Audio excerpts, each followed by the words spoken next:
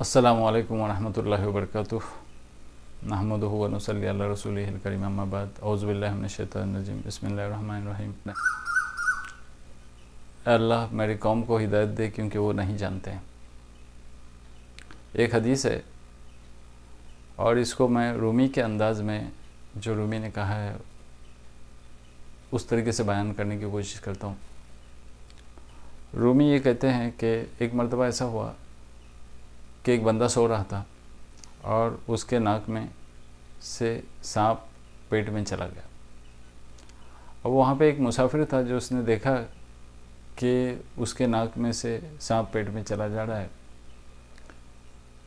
तो उसको न उसने उठाया, मुसाफिर ने उसने उठाया नहीं और नहीं वो उठा, क्योंकि वो बहुत गहरी नींद सो रहा था। तो मुसाफिर ने क्या किया, उसको कोड़े मारना शुरू कर दिया कुछ न पूछते हुए। अब जैसे ही उसने कोड़े मारना शुरू कर दिया तो वो उड़ गया और भागने लगा, इसको गालियाँ देने लगा, बकवास बातें करने लगा, उसको बद्दुआएं देने लगा। और ये भागता रहा, ये पीछे से कोड़े मारता रहा। ऐसा बहुत देर तक चलते रहा। वो थक गया और नीचे गिर गया और गिरने के बाद एक सेब का दरख्त था, वहाँ पे जाके गिरा। और जो नीचे, अब उसको भूख भी लगी थी, तो सेब का दरख्त था, नीचे गिरे हुए सेब खाया उसने।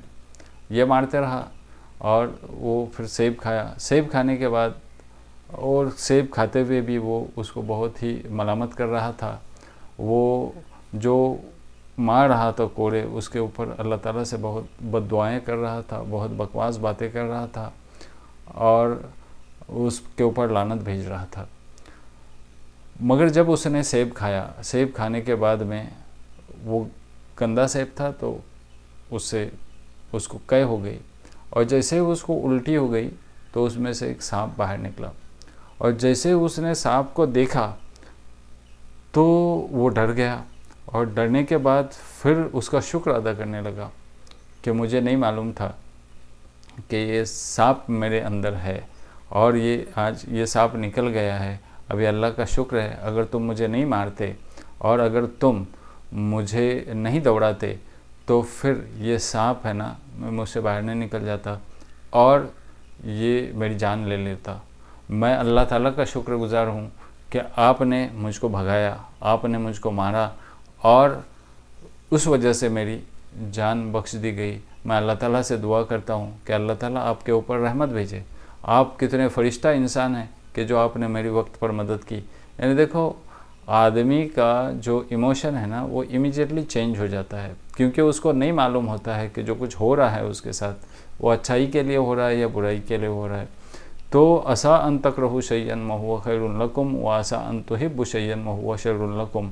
यानी हो सकता है जो कुछ तुम्हारे साथ आज बुरा हो रहा है वो तुमको ऐसा लगता है कि ये बहुत ही बुरा हो रहा है मेरे साथ। जिसको तुम नापसंद करते वो हो सकता है तुम्हारे लिए बेहतर हो, और जिसको तुम पसंद करते हो सकता है वो तुम्हारे लिए बदतर हो। तो वो ये कहते हैं कि वो फिर दुआएं देने लगा, बहुत सारी दुआएं देने लगा, अल्लाह ताला से फरियाद करने लगा और बहुत ही शुक्रगुज़ार बंदा बन के अल्लाह ताला से भी फरियाद करने लगा और इससे भी शुक्रिया अदा करने लगा। अब ये उससे कहने लगा जिसके बदन में सांप गया था, पेट में सांप गया था, वो कहने लगा कि आप अगर ये मुझे पहले ही बता देते तो बेहतर होता था, आपने इतना मारा क्यों मुझे। तो उन्होंने ये कहा कि हो सकता है कि जब अगर मैं आपसे पहले ही बता देता तो फिर क्या होता कि ये आप वो डर की वजह से ही, सांप पेट में है, इस डर की वजह से ही तुम्हारी मौत हो जाती। इसलिए मैंने ये चाहा नहीं कि तुम मर जाओ और इसलिए मैंने आपसे कुछ न बोला। तो यहाँ पे ये बात बतानी जा रही है कि खामोशी बेहतर है और अपनी तदबीर करते रहो और खामोशी के साथ तदबीर करते रहो तो अल्लाह ताला उसका अजर दे देगा।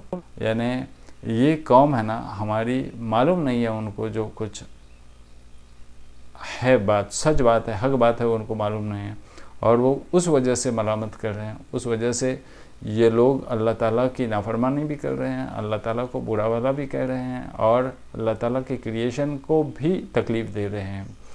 तो ये लोग नहीं जानते हैं कि अल्लाह कितना बड़ा है। फ़कब्बिर तकबीरा, यानी अल्लाह ताला की बड़ाई बयान करो। वो कलिमतुल्लाह ही उलिया, उसी का कलमा बुलंद रहेगा। अब जो अल्लाह ताला मुसीबतें दे देता है ना हमको, हम उसको स्वीकार करने के बजाय हम उससे भागने की कोशिश करते हैं। जैसे कि हम मारते हैं गधे को, और गधा कैसा भागता है, गधा ये नहीं जानता है कि ये शफकत की वजह से मार रहा है कि ताकि मैं सुधर जाऊं।